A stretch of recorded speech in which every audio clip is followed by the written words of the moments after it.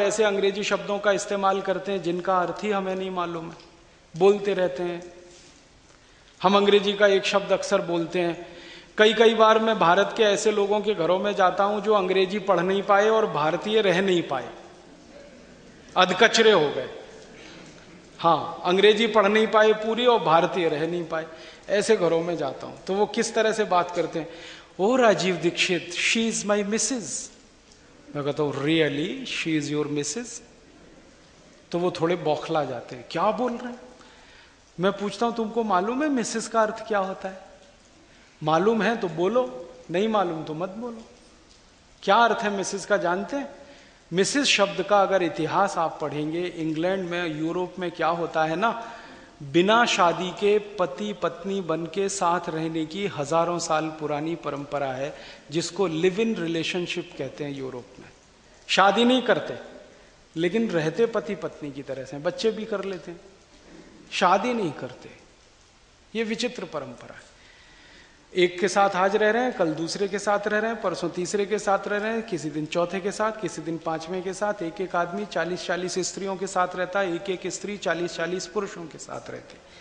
अब उसमें होता क्या है कि जिन 40 के साथ रहते हैं, जिसमें एक के साथ अगर शादी हो गई तो उसको छोड़कर सब मिसेज हो जाती है। समझिएगा इस बात को।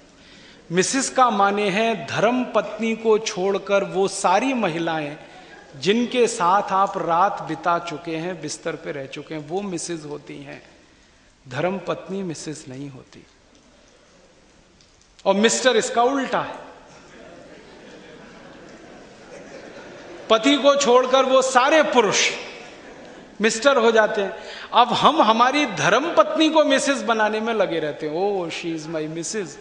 तब मैं कहता हूं really she is your Mrs?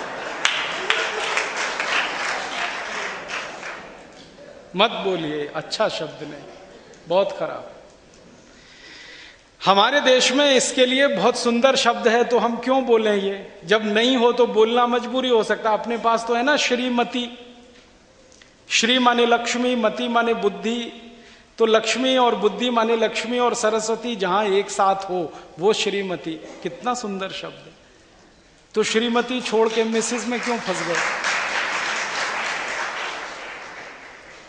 तो माताओं बहनों से निवेदन है कि मिस्टर ना कहें अपने पति को। भाइयों से निवेदन है पत्नियों को मिसेस ना कहें।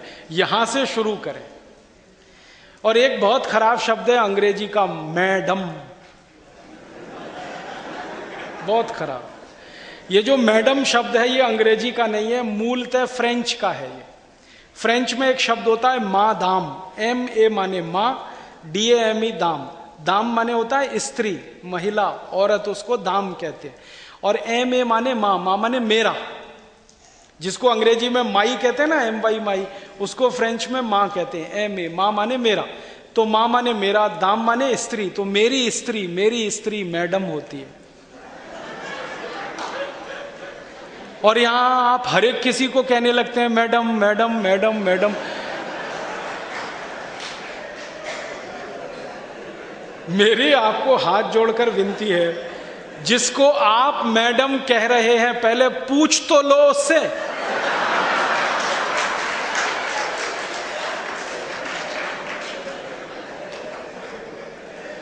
आप पूछो और वो आपको परमिशन दे, तब आप उसको मैडम कहो। ऐसे ही किसी को मैडम कह देना बहुत खतरनाक है, मत बोलिए आप इसको।